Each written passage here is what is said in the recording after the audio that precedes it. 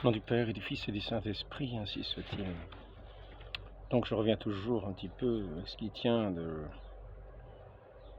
la volonté de voir une crise dans l'Église, au point que finalement, ce qu'on appelle le magistère vivant, cette institution de l'Église, cette hiérarchie de l'Église établie par notre Seigneur, qui a donné autorité, pouvoir, qui a remis les clés,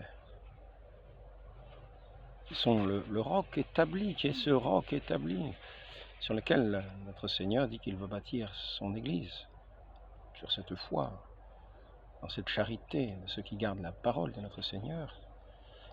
Donc je reviens à cet article de foi qui est fondamental. Ce roc, c'est notre foi. C'est-à-dire que nous croyons l'Église une dans l'espace et dans le temps depuis la fondation, depuis le temps où le Christ l'a fondée, depuis qu'elle était pleine du feu du Saint-Esprit, descendu à la Pentecôte, non pas pour l'abandonner un jour, non, c'est ce roc. Et nous avons foi en celui qui est le roc de cette Église, que notre Seigneur a établi pour être ce roc. Comment ne pas avoir la foi en celui qui est le roc, indestructible, tenu par Dieu lui-même, et son Esprit tout-puissant, celui qui est le Créateur, qui sera notre juge, qui a remis en attendant les clés pour lier, délier. Ce que vous tiendrez lié ici-bas sera tenu dans les cieux, ce que vous tiendrez pour délier sera tenu dans les cieux. Et c'est dit d'abord à Saint Pierre, qui communique ce pouvoir des clés à ceux qui lui sont unis, car c'est une Église une, bâtie sur ce roc solide, indestructible. C'est là notre foi. Nous sommes établis fortement sur ce roc de celui qui professe la foi véritable et qui ne faillira pas dans cette foi, parce que le Christ a prié pour que sa foi ne défaille pas. C'est ce siège apostolique. Donc il y en a qui disent « Ah oui, mais aujourd'hui, vous savez, c'est particulier, c'est l'Apocalypse. » Alors comme l'Apocalypse, la plupart des gens ne savent pas trop ce que c'est. C'est les grands chambardements, c'est la fin du monde, c'est le dragon qui sort de sa mère de péché, de sa mère de blasphème, et de toutes sortes d'horreurs, c'est l'Antichrist qui arrive. Un jour j'ai fait un petit entretien, un court entretien, enfin un cours, durant un certain temps, sur l'Apocalypse, montrant que cet Apocalypse, c'était avant tout cette révélation, comme un nouvel évangile.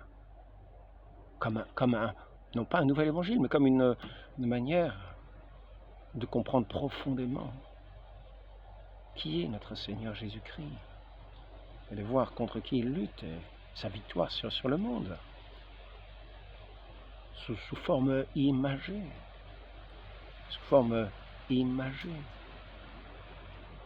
tel que cela a été révélé à l'apôtre Jean. Mais cette bonne nouvelle, cette victoire de notre Seigneur Jésus-Christ sur le monde. Il est question au moment de ces bêtes qui ont le pouvoir de vaincre. Il leur a donné le pouvoir de vaincre les saints. Alors certains font la conclusion, voyez, ils vont vaincre même les saints. Non, il n'est pas dit qu'ils vont vaincre les saints. Il dit qu'il y a un combat à mener, que ceux qui d'une certaine manière se donnent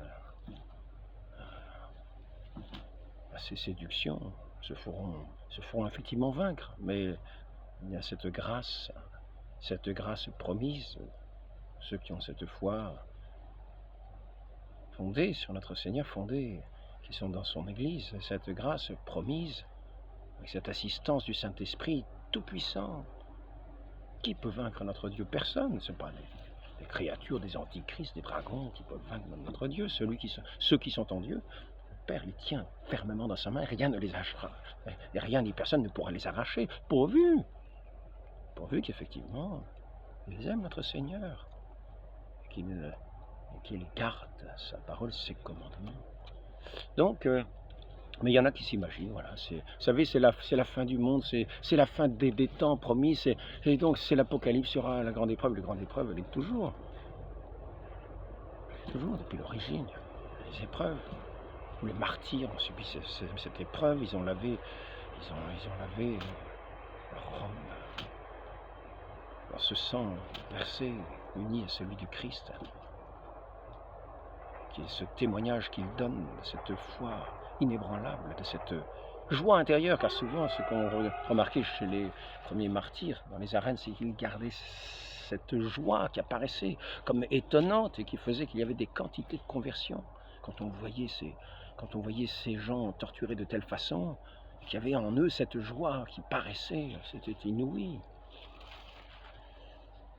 Et donc, il y en a qui vont faire référence à des prophéties, parce que pour donner l'apparence de piété, quand on n'a pas la foi de l'Église, quand on n'a pas la foi, quand on ne croit pas en l'Église, quand on ne croit pas en l'Église que notre Seigneur a établie indestructible, quand on n'a pas cette foi au roc établi par notre Seigneur, qui nous établit fermement et solidement, indéfectiblement, quand on n'a pas cette foi, on est comme dans une barque agitée, et si on ne veut pas écouter notre Seigneur, mais qui dit homme de peu de foi, nous serons sans doute ébranlés, nous allons crier au secours, peut-être nous jetterons à l'eau, en dehors de la barque. Eh oui. Donc récemment, après l'entretien, je dis toujours le petit entretien, mais c'est pas des petits entretiens, quelquefois ils font 1 heure ou plus. Pour certains, c'est un peu...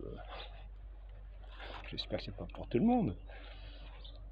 Donc, il y en a un qui a fait référence à bien sûr ce grand message, ce grand secret, c'est un secret, faire attention au secret. Parce que le secret, c'est quand on parle de secret qu'il y a le plus de commérages, le plus de pièges, le plus de malice qui peut entourer ce secret.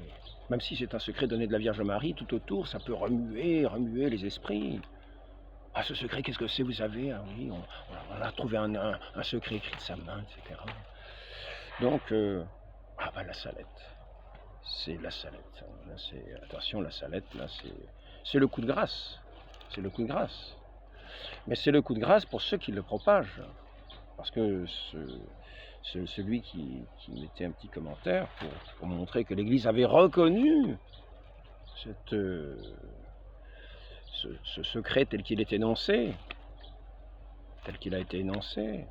Et il a même eu un sceau, il a même eu un Nihilofstadt d'un évêque. Ce secret à la 3e façon, à la 3e mode, qui n'est pas celui qui a été remis au pape. Je crois que c'est Pie IX, me semble-t-il. Il a remis au pape, il a dû être remis au pape en 58, quelque chose de comme ça. Si, il me semble, j'ai les documents, vous savez. J'ai pris note, j'ai cherché, j'ai fait des recherches, j'ai fait des découvertes une nouvelle fois. Parce que notre Seigneur nous dit qu'il cherche trouve. Alors j'ai cherché et effectivement, j'ai trouvé la grande supercherie.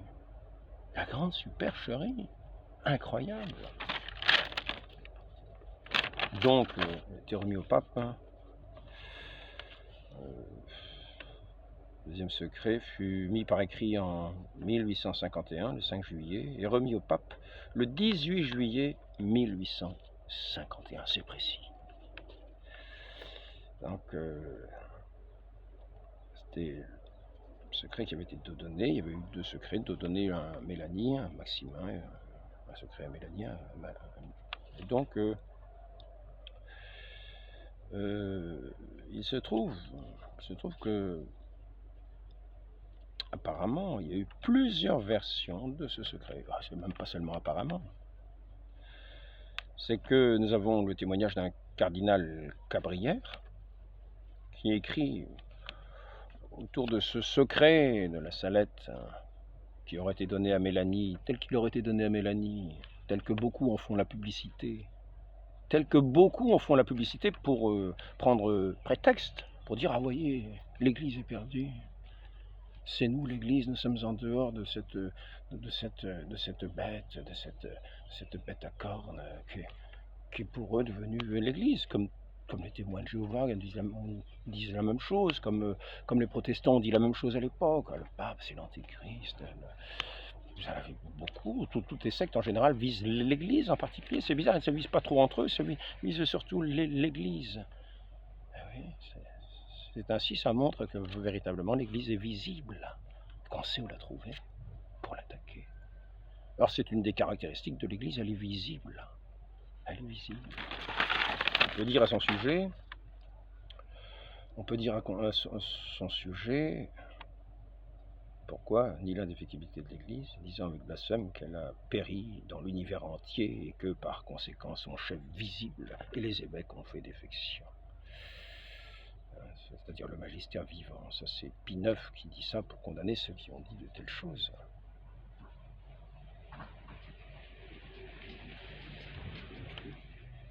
Magistère vivant. Est-ce que c'est marqué qu'elle est visible là?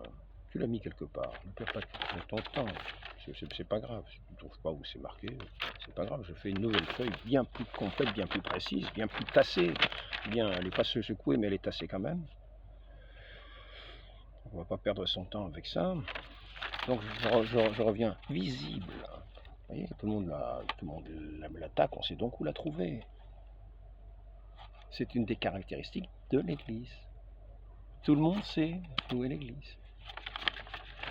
Donc certains disent, oui, mais vous savez, ce n'est plus l'Église de notre Seigneur. C'est une contre-Église. Donc, le cardinal Cabrière écrivit un métropolitain, Monseigneur Lati, et lui dit la chose suivante. Il ne paraît pas que nous ayons là le secret remis à sa sainteté le pape Pie IX. Ah, lui il marque en 58, tiens. J'ai peut-être fait une erreur parce qu'on a vu que ça avait été remis en 51, c'est étrange. Il semble plutôt le résultat d'une composition personnelle, la répétition exacte, plutôt que la répétition exacte du texte primitif. La nature du secret, tel que nous le lisons aujourd'hui, est si étrange. Il est ordonné d'une manière si confuse. Il semble enfin favoriser d'une façon précise les erreurs des anciens millénaires, donc hérétiques, poussant à l'hérésie, hérétique. À la différence de ce qu'enseigne l'Église, la vraie religion, sur la résurrection générale et la fin du monde et sur le bonheur des élus, qu'on hésite à lui attribuer une origine céleste. Bon, il n'aurait pas fallu attendre bien longtemps. Donc, ce que nous avons vu, c'est que tous ceux qui promulguent ce texte, qui saurait le secret qui aura été remis au pape, tous ceux qui promulguent ce texte tombent sous un interdit du Saint-Siège. Parce que justement, c'est gravissime. C'est un texte gravissime qui va contre la foi. Il a été condamné, fortement déplu au pape, et il a été condamné par le Saint-Siège. Donc cette phrase terrible qui montrerait une catastrophe plus que cosmique dans le domaine de la foi, un ébranlement contraire à ce qu'avait promis notre Seigneur, sur lequel on pouvait bâtir sur lequel il bâtissait en toute sûreté, sur ce roc ferme, inébranlable, qu'il soutenait lui-même, son Église. Cet ébranlement de cet édifice saint était l'arche du salut, qui avait préfiguré l'arche de Noé. Eh bien, donc il est tombé par rapport à ce texte qui annonce un tel cataclysme, tout simplement, cataclysme de la foi, tout simplement, un interdit de communion à tous ceux qui en font la réclame, qui le professent, qui le diffusent. Interdit de communion à tous les fidèles de cette façon-là. Et si ce sont des prêtres, suspense. Ils n'ont plus droit d'officier comme prêtres. Dans la Sainte Église de Dieu, il y a eu cette condamnation du Saint-Siège pour tous ceux qui propageaient ce message contre la foi. Donc, ce décret du Saint-Siège s'appelle Ad Supreme. Il ordonne à tous les fidèles, à quelques pays qu'ils appartiennent, de s'abstenir de traiter, de discuter sur le sujet dont il s'agit, sous quelque prétexte ou quelque forme que ce soit, tels que livres, brochures, articles signés ou anonymes, ou toute autre manière. Vous remarquez que je ne l'ai pas cité. Je n'ai pas cité le texte en question. J'échappe de belle. Mais d'autres ne se soucient pas de le citer, d'en faire la réclame. Donc, ordonne à tous les fidèles de quelques pays qu'ils appartiennent de s'abstenir de traiter, de discuter, etc. Les contrevenants seront privés des sacrements. S'ils sont simples laïcs, donc c'est un texte qui date de 1915. Un décret ad suprema du Saint-Siège qui porte un interdit de communion à tous les fidèles qui n'ont pas vraiment la foi en l'Église. Sont-ils encore vraiment fidèles? En tout cas, en propageant cela, interdit de communion. Donc je me demande qu'on soit dans toutes les chapelles que nous pouvons connaître, où l'on fait la propagation de ce message, qu'ils sachent qu'ils ont la condamnation d'autorités qu'ils reconnaissent avant Vatican II. Et qu'il n'y a pas eu de relâche vis-à-vis de ça, de ces autorités pré-conciliaires. Par conséquent, s'ils ne reconnaissent que ces autorités pré-conciliaires, qu'ils sachent qu'ils sont sous cet interdit de communion, et les prêtres interdits d'officier. C'est une grave chose. C'est une grave chose. Je répète, ordonne à tous les fidèles, à quelques pays qu'ils appartiennent, de s'abstenir de traiter, de discuter sur le sujet dont il s'agit, sous quelque prétexte et sous quelque forme que ce soit, tels que livres, brochures, articles signés ou anonymes, de toute autre manière. AAST 7, 1915, page 594. Les contrevenants seront privés de sacrement s'ils sont simples laïcs, ou même suspens s'ils sont prêtres. Donc, après ça, nous avons encore des personnes qui vont éditer ce texte qui avait une imprimature avant la condamnation, qui avait une imprimature, qui a été réédité en 1922. Une imprimature, la réédition de 1922 avec imprimature, c'est une édition d'un livre du père Lépidi. Ces grandes questions, je ne les connais pas, mais j'ai envie de savoir le verdict. Et fut mise à l'index, c'est-à-dire proscrit et condamné par un décret du même Saint-Office du 9 mai 1923. Donc un an après la réédition, allez, index, condamnation. Voilà. Donc, en 1957, nous avons, parce que certains vont s'inquiéter, le secret de la Salette, alors il est condamné aussi? Non. Il semble, Rome n'a pas reconnu, à titre personnel, de la part du pape, n'a pas reconnu à titre officiel du diocèse de Rome, toujours, enfin de Rome, n'a pas reconnu l'apparition de 1846, mais par contre, c'est quand même une apparition de 1846 qui est reconnue par l'évêque du lieu, l'ordinaire du lieu, du diocèse de la Salette. Par conséquent, l'apparition est reconnue par l'Église, parce que c'est l'autorité compétente. L'évêque de la Salette est l'autorité compétente. Alors moi, ça n'a pas été reconnu explicitement par Rome. C'est comme ça. Mais, par contre, il me semble que c'est quand même le pape qui avait demandé à l'évêque de la Salette de faire son enquête. Mais ce qui est dit, autant citer directement le père qui est... comment il s'appelle? Lazardo Pizzaro, je ne me souviens plus comment il s'appelle, parce que c'est cette congrégation quand même de la Salette, cette congrégation des missionnaires de la Salette, qui voulait avoir le cœur net de quoi il était question. Est-ce que finalement l'apparition était condamnée elle-même?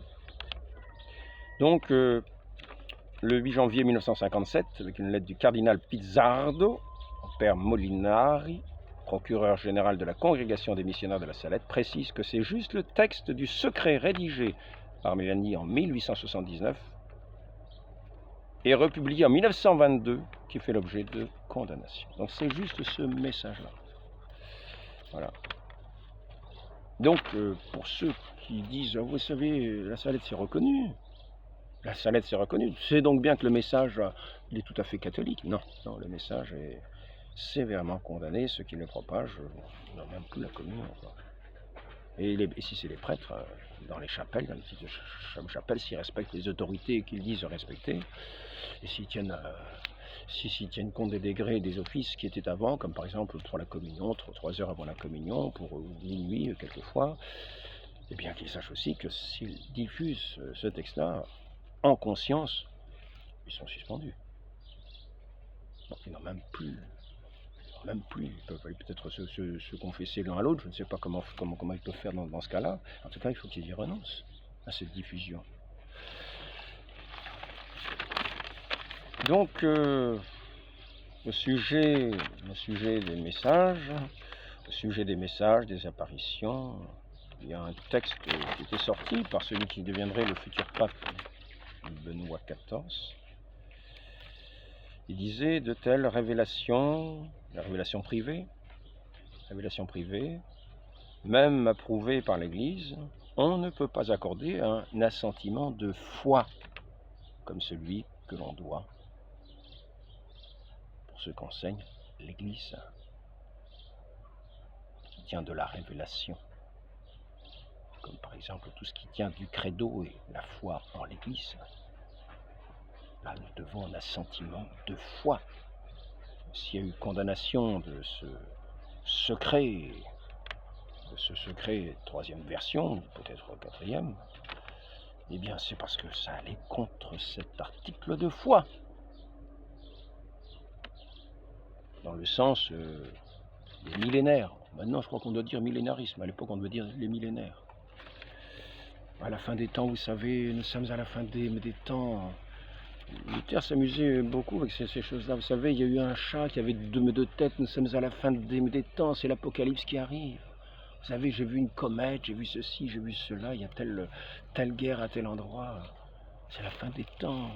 Donc, seul celui qui est sur le Saint-Siège, comme disait son père Luther, c'est l'Antichrist. C'est l'Antichrist. Nous sommes dans la fin des temps. Oui, il faut sortir de là. Sortons de là. Sortons de ce roc qu'a établi notre Seigneur pour être à la base de notre foi, la solidité jusqu'à la consommation des siècles. Voilà à quoi nous invitent tous ces gens sous les plus belles séductions. Donc je ne vais pas faire un entretien qui va durer 1 heure. Juste un entretien assez court sur ce sujet. Je ne vais peut-être pas m'attarder, je vais peut-être juste rappeler certains points des fois. Oui, je peux en rappeler un en particulier, peut-être. J'ai pris beaucoup de notes tout à l'heure. J'ai recopié un texte. Alors un texte qui est important de connaître, qui concerne ceux qui auraient la tentation de sortir, qu'ils sachent qu'ils subissent d'autres condamnations. Qu'ils sachent ce qu'ils sont. Le magistère de l'Église, je le répète, hein,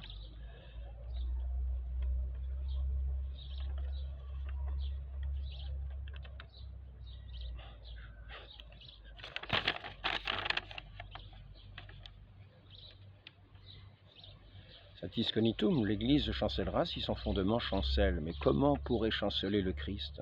Tant que le Christ ne chancellera pas, l'Église ne fléchira jamais jusqu'à la fin des temps. Où sont ceux qui disent l'Église a disparu du monde, puisqu'elle ne peut même pas fléchir? Saint Augustin qui reprit dans une encyclique de Léon XIII, Satis cognitum. Une ville placée sur une montagne ne peut être cachée. Pas d'éclipse. Pas d'éclipse. Une ville placée sur une montagne ne peut être cachée. Pas d'éclipse. Et surtout quand on sait que cette montagne sera la plus haute des montagnes. C'est repris d'un texte d'Isaïe. Elle emplira toute la face de la terre. Saint Augustin dit, c'est vrai qu'il y a des montagnes qui ne sont pas connues, mais celle-là, elle emplira toute la face de la terre. Celle-là, il n'y a pas de risque qu'elle soit inconnue. Tout le monde sait où la trouver, car elle a son caractère visible. L'Église est extérieure et nécessairement visible. Léon XIII, Satis Cognitum. Et là, Benoît XV, tous savent à qui a été confié le divin magistère de l'Église. Le devoir des autres est de l'écouter avec déférence, institué par notre Seigneur, pour faire entendre cette foi du salut à toute l'humanité. Qui vous écoute, m'écoute. C'est à ce magistère qu'est donnée cette parole. Qui vous écoute, m'écoute.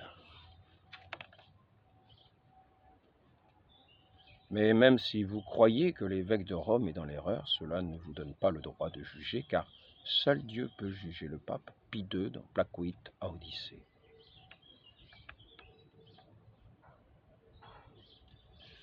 Il est dit par saint Paul, l'Église est la colonne de la vérité. La base est la colonne de la vérité. Donc ne méprisons pas l'autorité instituée par notre Seigneur pour le salut du monde, afin de enseigner, de régir.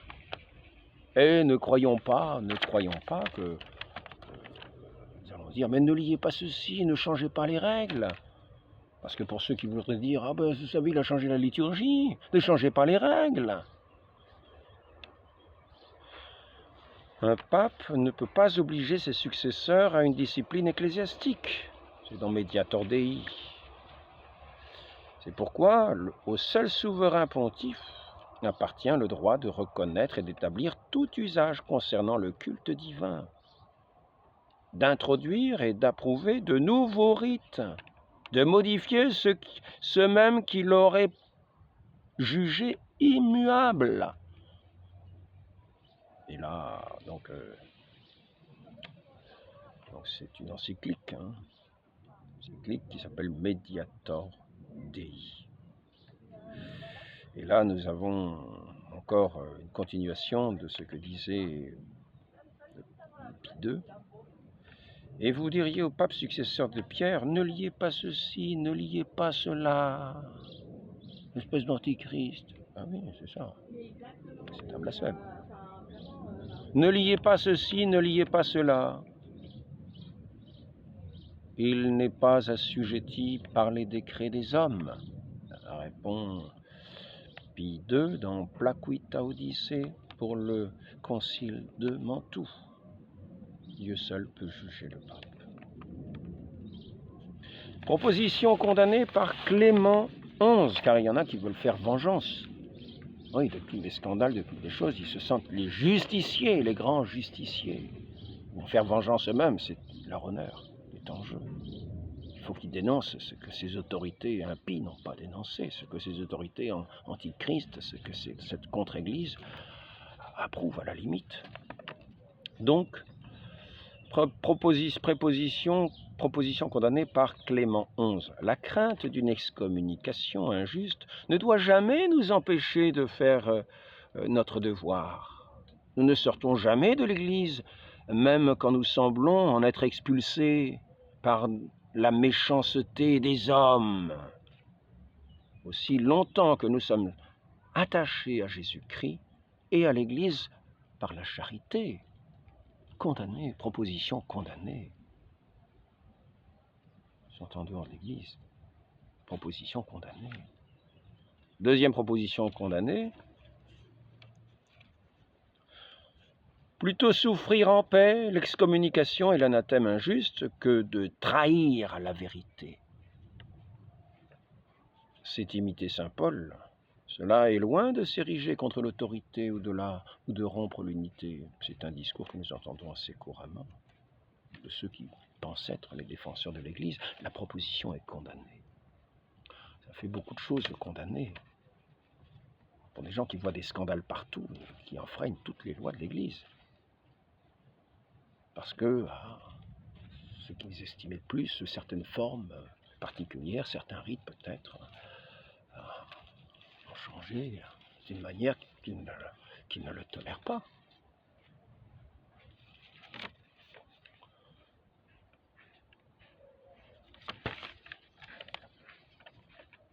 Je voudrais même venir à Armor-Laetitia, aborder le sujet, parce que ça fait partie de ces scandales qui rôdent dans certains esprits.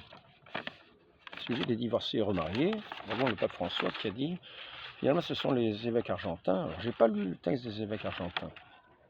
J'ai pas lu le texte des évêques argentins, mais je vais donner des cas ou une condition, je vais vous la proposer, et vous réfléchirez si vraiment vous y trouvez un péché qui empêcherait finalement une communion plutôt discrète, ainsi que François le recommande dans ce cas-là, c'est-à-dire des gens qui étaient mariés. Peut-être étaient-ils mariés à l'église, peut-être n'étaient-ils pas pieux. Sans doute qu'ils étaient mariés à l'église, parce que le mariage est devenu la valeur pour l'église. C'était des gens qui se disaient catholiques, qui ont été mariés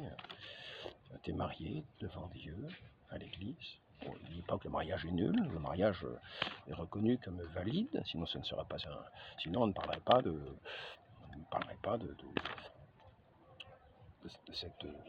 cet article comme étant un scandale. Donc nous voici avec des gens qui se sont séparés, qui restent cependant mariés, car nul n'a pouvoir de dissoudre le mariage. Ce que Dieu unit, que l'homme ne le sépare pas, c'est la loi du Christ. C'est pour ça que l'Église ne peut jamais séparer. C'est pour ça que la loi de l'Église ne peut jamais séparer les époux. Il y en a qui ont fait des demandes pour entrer dans des monastères. Nous voyons par là qu'il peut y avoir une séparation sans que ça offense les lois de l'Église et les commandements de Dieu. Car on estime que cet état monastique est un état de vie supérieur à celui du mariage. Une vocation consacrée totalement à Dieu. Et là, maintenant, entrons dans cet autre cas de figure. Je vous le soumets, mais vous verrez vous-même, en sachant qu'il faut toujours interpréter. C'est une règle de l'Église, une loi de l'Église, une loi obligatoire. Quand il y a ambiguïté, on choisit le bon côté nécessairement catholique. On ne s'amuse pas à choisir l'autre. Quand il y a quelque chose qu'on ne comprend pas, ce n'est pas à nous de trancher. Alors, rappelons-nous qu'il y a un magistère et que nous avons foi dans le roc de l'Église. Donc nous savons qu'il n'y a rien d'anti-catholique. Donc maintenant que nous avons cette certitude, que nous sommes bien établis sur le roc indestructible, que a établi lui-même notre Seigneur Jésus-Christ, eh bien, nous pouvons considérer que ces époux qui se sont séparés se retrouvent mariés civilement. C'était des mauvais catholiques. Ils ont divorcé, ils se sont mariés chacun de son côté. Et puis qu'est-ce qui s'est passé? Ils ont eu des enfants. La femme, elle a peut-être eu 5 enfants, puis avec son mari civil, avec son concubin, pourrait-on dire. On ne connaît pas ce deuxième mariage, et on a raison. Parce que l'union première est toujours scellée, même s'il y a la séparation et la distance, même si ça s'appelle de l'adultère. Et dans le deuxième mariage, le mari, admettons qu'il a eu 10 enfants, et puis les deux se convertissent. Ou simplement un des deux se convertit. Admettons que l'homme se convertisse avec ses 10 enfants. Il a déjà 10 enfants. Avec cette femme. Et les deux, avec cette femme, avec laquelle il est marié civilement, il croit être marié civilement, il a peut-être oublié les lois de l'Église, puis d'un coup, toc, conversion, éclairage complet. Et la femme pareil. Extraordinaire. Et ils ont des enfants. Lui, c'est le père des enfants, il en a la responsabilité, c'est lui qui en a été le géniteur, il en a la responsabilité. Ce serait un crime de les abandonner, c'est lui qui est responsable du fait qu'ils sont venus au monde, et cette femme de même. Donc ils ont tous les deux la responsabilité de ces enfants. Et cependant, ils tiennent à communier, ils savent que les relations hors du mariage, telles que maintenant ça leur apparaît, car ils se rendent compte qu'ils ne sont pas mariés, parce qu'ils se rendent compte que, mettons que les deux soient dans la même situation, qu'ils ont une femme et un mari, et chacun de son côté. On ne peut pas vivre à quatre, on ne va pas faire une misture, réunir tous les enfants, en plus à quatre, ça ne serait pas forcément à quatre. Donc le problème se pose sur ce désir de la communion, de ce pain de vie. Et ils ont ce désir de vivre chrétiennement. Y a-t-il un crime à s'occuper des enfants? Même des gens peuvent adopter des enfants sans que ce soit un crime. Donc à plus forte raison, si le père s'occupe de ses enfants, c'est plutôt un bien. Maintenant, se rendre compte que de relations charnelles, il ne peut pas y en avoir en dehors du mariage, il faut un contrat. Nous n'aurons désormais aucune relation charnelle. À la limite, civilement, ils annulent le mariage, mais ils ne vont pas abandonner les enfants. Ils ne vont pas les mettre à la DAS.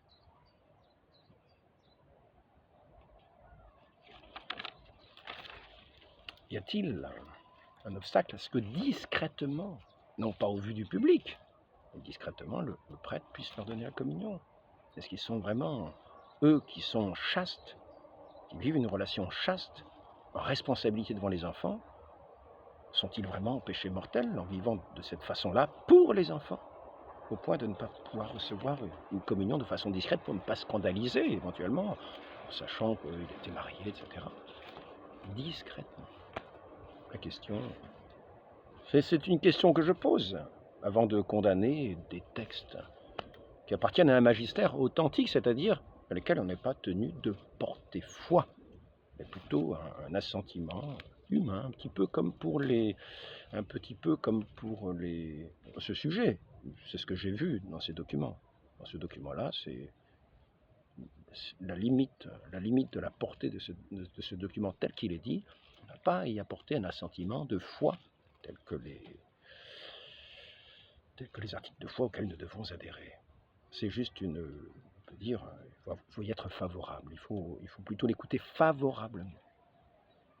On vient de foi humaine, de croyance humaine.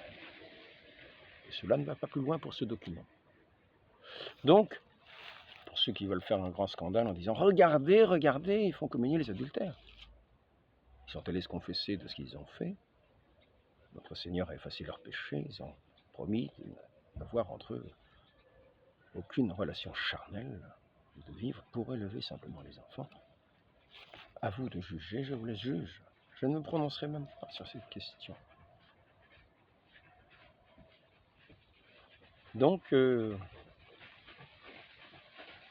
néanmoins, je suis tenu d'apporter plutôt un assentiment favorable lorsque c'est de cette manière-là, parce que c'est à chaque prêtre qu'il est demandé d'être juge. C'est sûr que si les gens forniquent tous les jours, j'imagine mal que le prêtre leur donne la communion même en secret. Ça serait, je pense, gravement offenser la dignité des sacrements. Donc, voilà, venons-en à davantage de prudence et de foi, surtout de foi. Croyons en ce que notre Seigneur a établi si nous croyons en lui. Je ferai un dernier rappel à un texte qui a son importance, est-ce que c'est celui-ci? C'est pas celui-là. Pie IX, et simulta luctosa, puisqu'il cherche à prendre au piège le pontife romain et les évêques successeurs de Saint-Pierre et des apôtres, et à ruiner la réalité du pouvoir de juridiction. Rappelons-nous, tout pouvoir, dit notre Seigneur, m'a été remis au ciel et sur la terre. Allez par toutes les nations, baptisant au nom du Père et du Fils et du Saint-Esprit. Tout pouvoir m'a été donné, c'est ainsi ce pouvoir que notre Seigneur donne à ses apôtres, et en particulier à Saint Pierre, être le fondement le roc. Lui à qui il a donné les clés pour lier et délier. Tout pouvoir m'a été donné, nous dit notre Seigneur. C'est par son pouvoir à lui que l'Église a ce pouvoir de remettre les péchés, de faire de tous les pécheurs un seul corps, dans l'Esprit Saint. Et alors, le pontife romain et les évêques, puisqu'ils cherchent à prendre au piège le pontife romain et les évêques successeurs de Saint-Pierre et des apôtres et à ruiner la réalité du pouvoir de juridiction, les transférant au peuple, comme ils disent, à la communauté, puisqu'ils rejettent et attaquent obstinément le magistère infaillible du pontife romain d'une part, de toute l'Église enseignante, c'est-à-dire le magistère vivant, d'autre part, puisqu'ils affirment avec une audace incroyable en cela, ils pêchent contre l'Esprit Saint promis par le Christ à son Église pour qu'il demeure toujours en elle. Il n'y a pas un moment, il y a l'Antichrist qui va arriver, alors donc il n'y aura plus d'Église. Non, toujours, perpétuel, jusqu'au jugement,